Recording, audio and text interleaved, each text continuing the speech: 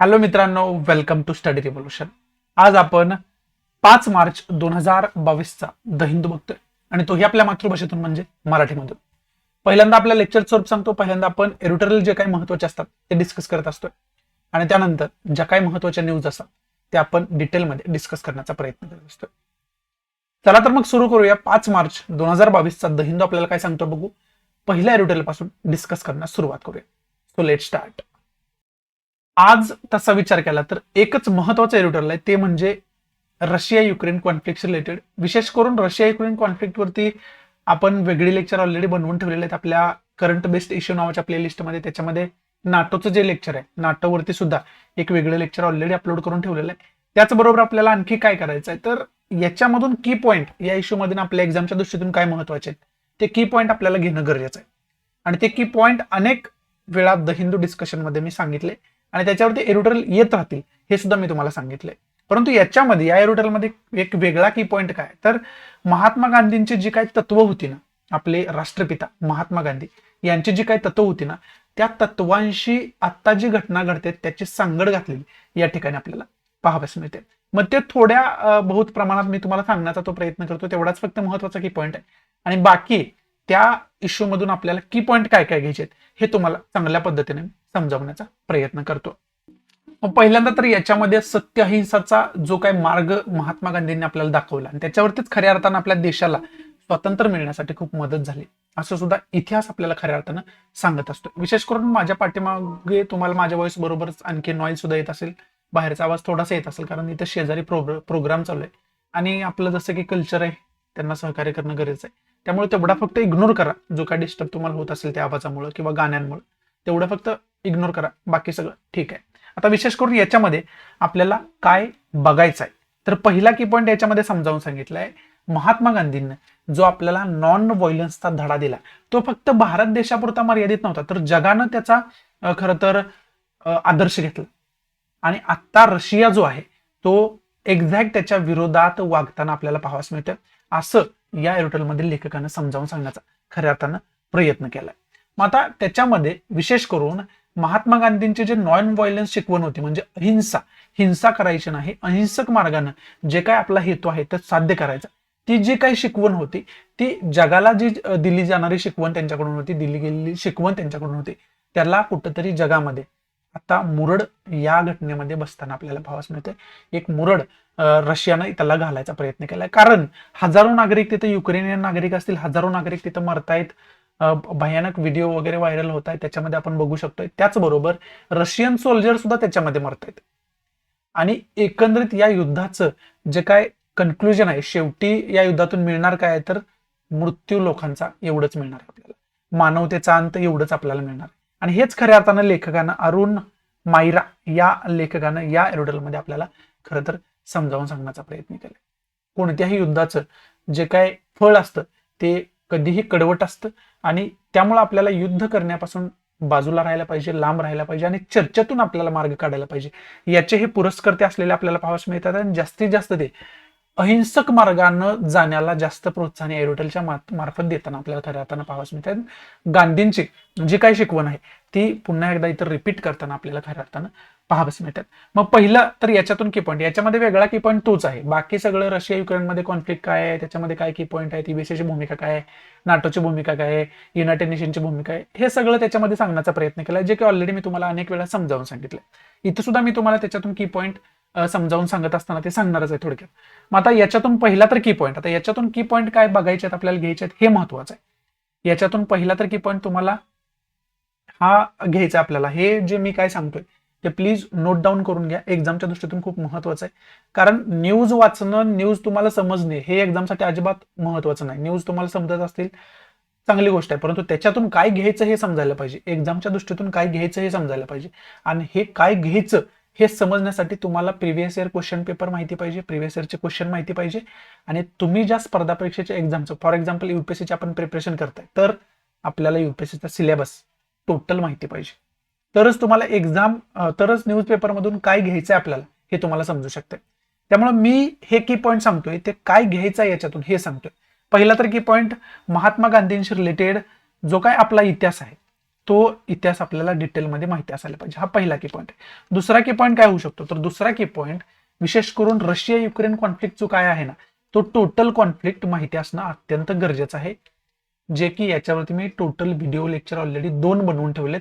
आपलं current based issue नावाचं जे प्लेलिस्ट आहे त्या प्लेलिस्टमध्ये हे व्हिडिओ अपलोड करून ठेवलेत. ती व्हिडिओ अवश्य बघून घ्या. त्या प्लेलिस्टची लिंक जी आहे ती डिस्क्रिप्शन बॉक्समध्ये मी दिलेली आहे. तिसरा की पॉईंट याच्यामुळे काय झालं, काय ऑर्गनायझेशन जास्त न्यूजमध्ये आल्या. त्याच्यामध्ये सगळ्यात जास्त न्यूजमध्ये आलेलं ऑर्गनायझेशन म्हणजे NATO, North Atlantic Treaty Organization. आणि या नॉर्थ अटलांटिक ट्रिटी ऑर्गनायझेशनचा सभासद युक्रेन कदाचित बनू शकतो, असे सिच्युएशन निर्माण होईपर्यंत युक्रेनवरती अटॅक झालेला या ठिकाणी आपल्याला पाहावंच मिळतं. मग त्यामुळे नाटो काय झालं तर न्यूजमध्ये आलं, आणि नाटो सदस्य ज्या कंट्रीज आहेत त्या सगळ्या युक्रेनच्या सपोर्टमध्ये उभं राहतील असं वाटलं होतं. त्यांची मिलिटरी युक्रेनमध्ये दाखल होईल असं वाटलं होतं, परंतु ऐन टायमाला नाटोनं स्वतःचे हात वरती केले आणि युक्रेनला त्याच्या स्वतःच्या परिस्थितीवरती सोडून दिलं असं सुद्धा बोललं जातं. त्यामुळे नाटो जास्त न्यूजमध्ये आले. त्यामुळे नाटोची इन्फॉर्मेशन पाहिजे, आणि नाटोची इन्फॉर्मेशन देणारं, नॉर्थ अटलांटिक ट्रिटी ऑर्गनायझेशनची इन्फॉर्मेशन देणारं वेगळं लेक्चर ऑलरेडी मी बनवून ठेवले. आणि ते जे लेक्चर आहे ते करंट बेस्ड इश्यू नावाची प्लेलिस्ट जी तुम्हाला सांगितले त्याची लिंक डिस्क्रिप्शन बॉक्समध्ये दिले. त्याच प्लेलिस्टमध्ये हे सुद्धा लेक्चर तुम्हाला बघायला मिळेल. हा तिसरा की पॉईंट. चौथा की पॉईंट, याच्यामुळे युनायटेड नेशन ही एक ऑर्गनायझेशन संस्था न्यूजमध्ये आली. या युनायटेड नेशनवरती सुद्धा मी भविष्यात लेक्चर बनवेल. त्याच्याबद्दल तुमच्या मनात शंका असण्याचं काय कारण आहे. परंतु युनायटेड नेशनचा जे काय स्थापना झाली ती विशेष करून शांतता, जगामध्ये शांतता प्रस्थापित करण्यासाठी स्थापना झाली. वर्ल्ड वॉर सेकंड झालं होतं ना, वर्ल्ड वॉर सेकंड नंतर युनायटेड नेशनची स्थापना केली गेली. दुसऱ्या महायुद्धानंतर युनायटेड नेशनची स्थापना केली गेली. कारण का, तर शांततेच्या मार्गातून इथून पुढे सगळे सोल्युशन निघायला पाहिजे. तिसऱ्या महायुद्धासारखी सिच्युएशन अजिबात निर्माण होऊ नये, हा उद्देश ही युनायटेड नेशन स्थापन करण्या पाठीमागचा होता. त्यामुळे आता युनायटेड नेशन त्याच्यामध्ये कशा पद्धतीने शांतता प्रस्थापित होईल रशिया युक्रेन युद्धामध्ये, त्यामुळे जास्तीत जास्त त्यांच्या सभा होताना पाहावयास मिळत आहेत, जनरल असेंब्लीच्या सभा होताना पाहावयास मिळतात. त्यामुळे युनायटेड नेशन जास्त न्यूजमध्ये आले. मग त्याच्यामध्ये युनायटेड नेशन सिक्युरिटी काउन्सिल जास्त न्यूजमध्ये, युनायटेड नेशन जनरल असेंब्ली जास्त न्यूजमध्ये. त्यामुळे या सगळ्यांविषयीची तुम्हाला डिटेल इन्फॉर्मेशन खऱ्या अर्थानं असायला पाहिजे. हा चौथा की पॉईंट आपला होऊ शकतो. पाचवा की पॉईंट, आता युक्रेननं काय केलंय, या युद्ध चालू असतानाच झेलेन्स्की जे आहेत, व्लोदिमीर झेलेन्स्की युक्रेनचे प्रेसिडेंट, त्यांनी काय केले तर युरोपियन युनियनचं सदस्यत्वासाठी अर्ज केलाय. युरोपियन युनियनच्या सदस्यत्व मिळावं याच्यासाठी अर्ज युरोपियन युनियनकडे केलाय. त्यामुळे युरोपियन युनियन जास्त न्यूजमध्ये आलं. त्यामुळे युरोपियन युनियनमध्ये कोणकोणत्या नेमक्या युरोपियन कंट्रीज आहेत याची तुम्हाला सगळी इन्फॉर्मेशन माहिती पाहिजे. त्याचबरोबर काही वर्षांपूर्वीच ब्रिटन हा युरोपियन युनियनमधून एक्झिट झालाय, म्हणजे बाहेर पडलाय. त्यालाच नाव दिलं गेलं होतं ब्रेक्झिट. त्यामुळे हे ब्रेक्झिट काय आहे याची सुद्धा तुम्हाला डिटेल खरं तर इन्फॉर्मेशन असायला पाहिजे या अनुषंगानं, युरोपियन युनियनच्या अनुषंगानं. त्यामुळे ती सुद्धा डिटेलमध्ये इन्फॉर्मेशन तुम्ही काढून ठेवायची.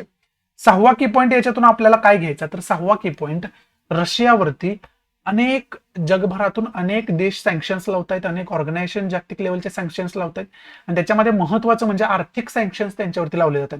क्रीडा क्षेत्रामधील वगैरे सँक्शन त्यांच्यावर लावले गेलेतच, त्याचबरोबर आर्थिक सँक्शन सुद्धा त्यांच्यावरती लावले. आणि त्याच्यामध्ये सगळ्यात गाजणारा मुद्दा आहे तो म्हणजे स्विफ्टचा मुद्दा. स्विफ्ट म्हणजे काय, थोडक्यात सांगायचं झालं तर स्विफ्ट म्हणजे आंतरराष्ट्रीय लेवलला जर आपल्याला पेमेंट करायचं असेल, समजा माझी इंडियामध्ये बँक आहे, मला समजा युएसए मध्ये एका व्यक्तीला पेमेंट करायचं किंवा त्याच्याकडून घ्यायचं आहे, तर हे जे आंतरराष्ट्रीय पेमेंट एखाद्या बँकेच्या थ्रू जर आपल्याला करायचं असेल तर त्या दोन्ही देशातल्या बँका ज्या असतात त्या स्विफ्टशी कनेक्ट असणं गरजेचं आहे. स्विफ्टशी त्याचं रजिस्ट्रेशन असणं गरजेचं आहे. आणि हे स्विफ्ट जे आहे ते अशा पद्धतीचा आंतरराष्ट्रीय व्यवहार करण्यासाठी मदतीला येणारी एक कोऑपरेटिव्ह संस्था आहे, सहकारी संस्था आहे. समजते. याच्यावरती जर आपलं रजिस्ट्रेशन नसेल तर ज्या बँकेचं याच्यामध्ये रजिस्ट्रेशन नाही त्या बँका आंतरराष्ट्रीय लेवलला पेमेंट करू शकत नाहीत, व्यवहार करू शकत नाही. आणि या स्विफ्ट मधून रशिया मधल्या महत्वाच्या बँकांना बॅन केले गेले. कारण का तर रशियाने युक्रेनवरती अटॅक केलाय म्हणून. समजते. त्यामुळं खरं तर हे स्विफ्ट जास्त न्यूजमध्ये आलं. त्यामुळे ही स्विफ्ट नेमकं काय आहे, याची संकल्पना काय, हे सगळं तुम्हाला माहिती असणं गरजेचं आहे, जे की मी ढोबळ थोडक्यात तुम्हाला सांगितलंय. तुम्ही याची इन्फॉर्मेशन डिटेलमध्ये काढून ठेवणं गरजेचं आहे. हा सहावा की पॉईंट. आणि सातवा की पॉईंट काय निघू शकतोय तर इंडियाचे आतापर्यंत या प्रकरणामध्ये काय स्टँड राहिला, इंडियाची मतं आतापर्यंत या प्रकरणामध्ये काय राहिलेले याची सगळी इन्फॉर्मेशन तुम्हाला असणं अत्यंत गरजेचं आहे. आणि त्या दृष्टीतून आपण खऱ्या अर्थानं अभ्यास करून ठेवणं अत्यंत गरजेचं होऊन बसतं. इंडियाची याच्यामध्ये मतं काय आहेत नेमकी. आता प्रकरण हे जे रशिया युक्रेनचं आहे ते काय आत्ताचं प्रकरण आहे, तर खऱ्या अर्थानं 2014 पासून यांचं युद्ध जे आहे ते सुरू आहे. 2014 मध्ये क्रिमिया नावाचा एरिया युक्रेनचा जो आहे तो रशियानं काबीज केला होता, तो आतापर्यंत त्यांच्या ताब्यात होता. आणि आता तर सरळ सरळ त्यांनी युक्रेन काबीज करायचाच प्रयत्न सुरू केलाय. सॉरी. त्यामुळे खऱ्या अर्थानं आपल्याला हे सगळं माहिती असणं अत्यंत गरजेचं आहे. म्हणजे तेव्हापासून 2014 पासून इंडियाचा त्याच्यामध्ये काय स्टँड राहिलेला हे माहिती असायला पाहिजे आपल्याला, जे की मी त्या लेक्चरमध्ये ऑलरेडी सगळं समजावून सांगितलंय. आणि 8वा आणि शेवटचा की पॉईंट काय असतो, तर मॅपच्या दृष्टीतून या सगळ्या लोकेशनचा आपण अभ्यास करणं गरजेचं आहे, जे की जॉग्राफीच्या दृष्टीतून महत्वाचं आहे असं आपण या ठिकाणी म्हणू शकतो. मग त्या दृष्टीतून या सगळ्या प्रकरणाचा आपल्याला डिटेल अभ्यास असणं कुठेतरी गरजेचं आहे, आणि तो आपण डिटेलमध्ये करून ठेवणं अत्यंत गरजेचं होऊन बसतं. बाकी या रुटलमध्ये इम्पॉर्टंट असं काही नाही. जे काही की पॉईंट होते ते तुम्हाला अगोदर पण मी अनेक वेळा हे पॉईंट तुम्हाला सेम पॉईंट सांगितले, तर आता पण सांगतोय. कारण का, तर हे सगळे मुद्दे तुम्हाला माहिती असणं अनिवार्यच आहे. तुम्हाला माहितच पाहिजे एक्झामला. त्यामुळे कसा जरी क्वेश्चन याच्यावरती विचारला तरी तुम्हाला तो यशस्वीरित्या टॅकल करता यायला पाहिजे आणि मार्क्स मिळवता यायला पाहिजे. आपण हे सगळं करतोय, सगळा पसारा जो करतोय आपण, सगळं एवढी मेहनत घेतोय, कशासाठी घेतोय? मार्क्स मिळवण्यासाठी आणि मेरिटमध्ये नाव आणण्यासाठी. त्यामुळे प्रत्येक वेळेस आपण इमोशनल न होता मार्क्सच्या दृष्टीतून विचार करणं गरजेचं आहे. कशा पद्धतीने क्वेश्चन फॉर्म होईल आणि तो मी यशस्वीरित्या कशा पद्धतीने सोडवू शकेल, हेच फक्त बॅक ऑफ द माइंड तुमच्या असायला पाहिजे कायम. कोणताही मजकूर वाचताना हे तुमच्या लक्षात यायला पाहिजे की याच्यावरती क्वेश्चन जर विचारला आयोगाला तर कशा पद्धतीने आयोग विचारू शकतो. समजते. आणि त्या दृष्टीतून आपण खरं तर विचार करणं गरजेचं असतं आणि तो करायला पाहिजे आपण. समजते तुम्हाला. बाकी याच्यामध्ये इम्पॉर्टंट असं काही नाहीये. त्यामुळे आता न्यूज कोणकोणत्या महत्वाच्या आहेत ते आपण बघायला सुरुवात करू, कारण एरुडलमध्ये फक्त हेच एरुडल मला महत्वाचं वाटलं, त्यामुळे हे सगळं तुम्हाला सांगायचं मी प्रयत्न केला. आता महत्वाच्या न्यूज कोणत्या आहेत त्या डिस्कस करायला सुरुवात करूया. So let start. पहिली जी न्यूज आहे ती सेम इश्यूवरती आहे. तो इश्यू म्हणजे रशिया युक्रेन कॉन्फ्लिक्ट जो आहे त्याच्याशी रिलेटेड. आणि विशेष करून इंडियासाठी चिंतेची बाब काय आहे, तर अनेक स्टुडंट खार्किव शहर जे आहे, सुमी आहे, या ठिकाणी जवळजवळ हजारो स्टुडंट अजून सुद्धा अडकलेले आहेत आणि त्यांचा जीव टांगणीला लागलेला आहे. अनेक वेळा आपण रशियाला रिक्वेस्ट केले, युक्रेनला रिक्वेस्ट केले, परंतु त्यांच्या युद्धामध्ये ते मशगूल आहेत. त्यामुळे आपल्या नागरिकांचा खरं तर जीव तिथं टांगणीला लागला, जीव धोक्यात आलेला. त्यामुळे आता भविष्य अनेक विद्यार्थ्यांना आपण इव्हॅक्युएट करण्यात, बाहेर काढण्यात यशस्वी झालोय, परंतु आणखी सुद्धा त्याच्यापेक्षा कितीतर पटीनं जास्त विद्यार्थी अजून सुद्धा अडकलेले आहेत त्या एरियामध्ये. त्यामुळे आता त्याला इंडियन गव्हर्नमेंट त्यांना कशा पद्धतीनं बाहेर काढते हे सुद्धा बघण्यासारखं असणार आहे. कशा पद्धतीनं त्यांचा जीव वाचवते हे बघण्यासारखं असणार आहे. आतापर्यंत एक स्टुडंट जो कर्नाटक मधला होता तो मारला गेलाय या अशा प्रकारच्या धुमश्चक्रीमध्ये. एक स्टुडंट जो आहे तो जखमी झालेला आहे, त्याला त्याच्या पायाला फ्रॅक्चर वगैरे झालंय, गोळी लागली असं म्हणतात, ते जखमी झालंय. म्हणजे एकंदरीत आता त्यांच्या स्टुडंटच्या जवळ हल्ला आलाय असं आपण म्हणू शकतो. त्यांच्या जीवाला कधीही धोका निर्माण होऊ शकतो, त्यांचा जीव कधीही जाऊ शकतो, अशी कंडिशन तिथे निर्माण झाली. त्यामुळं इंडियन गव्हर्नमेंटला आता विचार करणं कुठेतरी गरजेचं आहे असंच आपण या ठिकाणी म्हणू शकतो. बाकी या न्यूजमध्ये इम्पॉर्टंट नाही काय नाहीये, याच्यामधून आपल्याला काय काय घ्यायचं आहे हे ऑलरेडी तुम्हाला मी डिटेलमध्ये समजावून सांगितलंय. पुढची न्यूज आहे ती युनायटेड नेशन विषयीची न्यूज असलेली आपल्याला पाहावयास मिळते. आणि विशेष करून युनायटेड नेशननं काय निर्णय घेतलाय, तर युनायटेड नेशन निर्णय घेतलाय की ह्युमन राईट काउन्सिल ची स्थापना करायची. विशेष करून ह्युमन राईट काउन्सिल आहेच, परंतु ह्युमन राईट काउन्सिलचे एक पॅनल स्थापित केला जाईल आणि तो पॅनल विशेष करून रशियानं जो युक्रेनवरती हमला केलेला आहे, अटॅक केलेला आहे, त्याचं इन्व्हेस्टिगेशन करून त्या ऍक्शनचं काय, त्याच्यामध्ये लोकांची हानी झाली, जीविताची हानी झाली, त्याचं विशेष करून खरं तर इन्व्हेस्टिगेशन करेल. आणि याच्यासाठी वोटिंग करण्यात आलं. महत्वाची गोष्ट म्हणजे या वोटिंग पासून इंडिया जो आहे तो पुन्हा एकदा बाजूला राहिलेला आपल्याला पाहावयास मिळतं. इंडिया विशेष करून याच्यामधून स्वतःला दूर ठेवण्याचा प्रयत्न करतोय.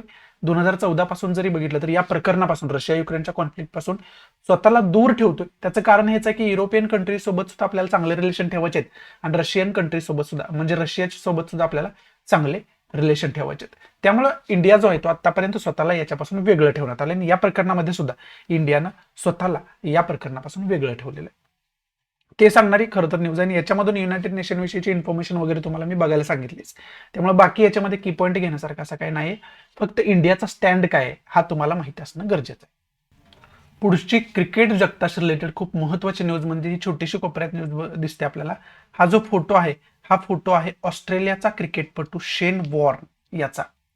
आणि फिरकीचा जादूगार त्याला मराठीमध्ये बोललं जायचं, म्हणजे मराठीमध्ये म्हणजे इंग्लिशमध्ये लिजेंड ऑफ स्पिनचा लिजेंड. बॉल स्पिन जो करत असतो, विशेष करून लेग स्पिनसाठी तो जास्त फेमस होता. क्रिकेटशी संबंधित जे खरं तर विद्यार्थी बघतायत मला त्यांना समजत असेल मी काय बोलतोय ते. स्पिनशी रिलेटेड खरं तर त्याला ओळखलं जायचं आणि ऑस्ट्रेलियाचा खूप महत्वाचा खेळाडू मानला जात होता. त्याचं वयाच्या 52व्या वर्षी हृदयविकाराच्या झटक्याने निधन झालेलं. थायलंडमध्ये त्याचं निधन झालेलं आपल्याला पाहावयास मिळालं. ते सांगणारी खरं तर न्यूज आहे. मग याच्यामधून आपल्याला विशेष करून जो शेन वॉर्न आहे याच्याविषयीची डिटेल इन्फॉर्मेशन आपण काढून ठेवल्या पाहिजे. एक व्यक्तिविशेष म्हणून आपल्याला त्याची डिटेल इन्फॉर्मेशन असायला पाहिजे. बाकी याच्यामध्ये इम्पॉर्टंट असं काही नाहीये. पुढची न्यूज आहे ती पाकिस्तानशी रिलेटेड न्यूज असलेल्या आपल्याला पाहावयास मिळते. आणि पाकिस्तानमध्ये एका मस्जिदीमध्ये बॉम्ब ब्लास्ट झाला आणि त्याच्यामध्ये जवळजवळ 56च्या आसपास लोक मृत्युमुखी पडलेत आणि 194च्या आसपास लोक जे आहेत ते इंजोर्ड झालेत, जखमी झालेत. आणि विशेष करून ही जी मस्जिद होती ती शिया मुस्लिमांशी रिलेटेड मस्जिद होती असं म्हटलं जातं. आता मुस्लिम बांधवांमध्ये जरी आपल्या बघितलं तरी दोन प्रकार पडतात त्यांच्यामध्ये सुद्धा. एक शिया मुस्लिम आणि दुसरे सुन्नी मुस्लिम. हे दोन प्रकारचे मुस्लिम आढळतात आपल्याला आणि हे सुद्धा एकमेकांचे कट्टर विरोधक अनेक ठिकाणी असलेले आपल्याला पाहावयास मिळतात. त्यामुळे सुद्धा आपल्याला हा जो वाद आहे तो माहिती असणं गरजेचं आहे. आणि ही जी घटना आहे ती पाकिस्तान मध्ये घडू द्या किंवा इतर कोणत्या कंट्रीमध्ये घडू द्या किंवा इंडियामध्ये घडू द्या, हे मानवतेला काळीमा फासणारीच घटना आहे. कारण तिथेही माणसं राहतात, इंडियामध्ये माणसं राहतात, जगात इतर देशांमध्येही माणसंच राहतात. त्यामुळे कुठं जरी असल्या घटना घडल्या तरी एकंदरीत नुकसान कोणाचं होतंय तर एका सामान्य माणसाचं नुकसान होतं, एका सामान्य नागरिकाचं नुकसान होतंय.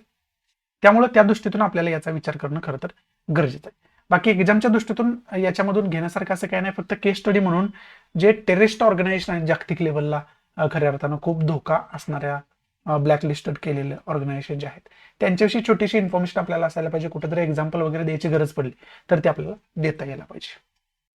पुढची न्यूज आहे एक वनस्पतीची नवीन प्रजाती शास्त्रज्ञांनी शोधून काढलेली. त्याचं सायंटिफिक जर नाव बघितलं तर ग्लायकोस्मिस असं तिचं नाव आहे. ग्लायकोस्मिस अल्बिकार्पा हे त्याचं नाव आहे. हे चांगल्या पद्धतीने लक्षात ठेवा, याच्यावरतीच क्वेश्चन खऱ्याच विचारले जात असतात. पुन्हा एकदा सांगतो, ग्लायकोस्मिस अल्बिकार्पा हे त्याचं सायंटिफिक नेम आहे. हे खूप अवघड नाव असतात, लक्षात उच्चारण्यासाठीच एवढे अवघड आहेत, मग लक्षात कसं ठेवणार. ही टेक्निकनं वगैरे लक्षात ठेवणं गरजेचं असतं.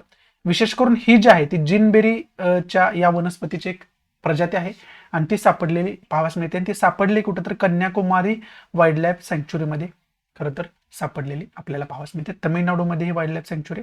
त्यामुळे तुम्हाला याच्यामध्ये की पॉईंट तर पहिलं तर ही प्रजातीविषयीची डिटेल इन्फॉर्मेशन असायला पाहिजे आणि दुसरं कन्याकुमारी वाईल्ड लाईफ सँक्च्युरी जी आहे त्या वाईल्ड लाईफ सँक्च्युरी विषयीची सुद्धा तुम्हाला डिटेल इन्फॉर्मेशन असणं कुठेतरी गरजेचं आहे. बाकी याच्यामध्ये इम्पॉर्टंट असं काय नाही, सायन्सच्या दृष्टीतून ही जी न्यूज आहे ती इम्पॉर्टंट आहे असं आपण या ठिकाणी म्हणू शकतोय. बाकी याच्यामध्ये इम्पॉर्टंट असं काय नाहीये. इथं खऱ्या अर्थानं आजचा द हिंदू एक छोट्याशा डिस्कशन बरोबर मी खऱ्या अर्थानं समाप्त करतोय. आता गेल्या एक आठवड्यापासून आपण बघतोय की डिस्कशन आपलं खूप छोटंच होतंय. त्याला कारण काय तर एकच गाजणारा मुद्दा काय आहे तर एकच गाजणारा मुद्दा आहे रशिया युक्रेन कॉन्फ्लिक्टचा.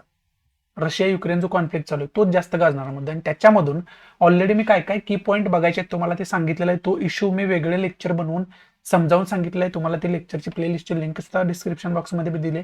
त्यानंतर परत त्याच्यावरती डिस्कशन करण्यात काय पॉईंट नाही, तुमचा पण टाइम वेस्ट आहे, माझा पण टाइम वेस्ट आहे. त्यामुळे एकदाच त्याचा अभ्यास करण्यासाठी मी स्पेशल लेक्चर त्याच्यावरती बनवून ठेवलेले आहेत. त्यामुळे तोच मुद्दा आपण डिस्कस करत नाहीयेत. परंतु तरी सुद्धा मी प्रत्येक वेळेस या मुद्द्यातून काय काय की पॉईंट घ्यायचे मी प्रत्येक न्यूजपेपरमध्ये तुम्हाला समजावून सांगतोय, जेणेकरून तुमच्यामधून कुणाचाही असं होऊ नये की तो पॉईंट मिस झालाय तुमचा करंट अफेअरमधून. त्यामुळे ते पॉईंट वाईज फक्त कव्हर करतोय मी, डिटेलमध्ये डिस्कस करत नाही. कारण डिटेलमध्ये आपण एका स्पेशल लेक्चरमध्ये डिटेलमध्ये डिस्कशन त्याचं ऑलरेडी करून बसलेलं आहे. त्यामुळे तुम्हाला वाटत असेल कार्यकर्ता काही डिस्कस करत नाही, थोड्यातच लेक्चर समाप्त करतोय, पण त्याचं कारण ते त्याच्यामुळे थोडं जरी लेक्चर असलं तर जेवढे इम्पॉर्टंट आहे तेवढं डिस्कस करणं गरजेचं असतं, तेवढंच मी डिस्कस करतोय. त्यामुळं तुमच्या मनामध्ये अशा प्रकारची कोणतीही शंका असता कामा नये की तुमचा कोणता तरी करंट अफेअरचा पॉईंट मिस होतो. त्यामुळं त्याच्याबद्दल तुम्ही नो वरी अबाउट दिस, तुम्ही त्याच्याबद्दल अजिबात वरी असता कामा नाही. त्याची पूर्ण जबाबदारी माझी आहे. Total discussion, total current affair मी न्यूजपेपरमध्ये जेवढे येते तेवढं डिटेलमध्ये एक्झामच्या दृष्टीतून मला जे महत्वाचं वाटतं ते सगळं डिटेलमध्ये डिस्कस करत असतोय. त्याच्याविषयी तुमच्या मनामध्ये कोणतीही शंका असता कामा नाहीये. सो आवडत असेल तर प्लीज लाईक करा, नसेल तर डिसलाईक करा, आणि डिसलाईक का केलं हे कमेंट बॉक्समध्ये नक्की सांगा, जेणेकरून तुमच्या इन्स्ट्रक्शननुसार त्याच्यामध्ये मी इम्प्रोव्हायझेशन करू शकेन. आणि प्लीज आपल्या जास्तीत जास्त मराठी विद्यार्थ्यांना शेअर करा, जेणेकरून सर्व विद्यार्थ्यांना फायदा होऊ शकेल, आणि तो फायदा तुम्ही शेअर केलं तरच होणार आहे. त्यामुळे माझी सगळ्यांना विनंती आहे, प्लीज जास्तीत जास्त आपल्या मराठी विद्यार्थ्यांना शेअर करा. सो आपला टेलिग्राम चॅनल आहे, टेलिग्राम ग्रुप सुद्धा आहे. ते टेलिग्राम चॅनल, टेलिग्राम ग्रुप जसं की स्लाइड्समध्ये तुम्हाला दिसतंय स्लाइडमध्ये की त्याचे लिंक्स वगैरे, तिथं नाव वगैरे आहे, ते सगळं मी दिले. ते स्टडी रिव्होल्यूशन नावाचा ग्रुप आहे, चॅनल आहे, तो पण जॉईन करून घ्या, जेणेकरून इतर काय अपडेट्स असतील त्या सुद्धा तुम्हाला टेलिग्रामवरती सुद्धा मिळत राहतील. सो या नोटवरती मी तुमच्या रजा घेतो. भेटू आपण नवीन लेक्चरमध्ये. तोपर्यंत thanks for watching. Goodbye, take care, जय हिंद.